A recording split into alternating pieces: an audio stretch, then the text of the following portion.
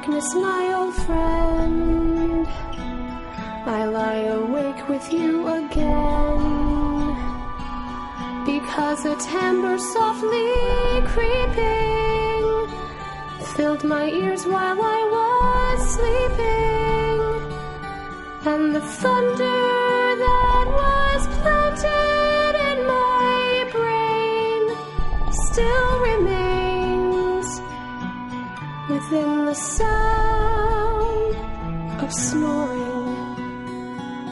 In sleepless nights I lie alone.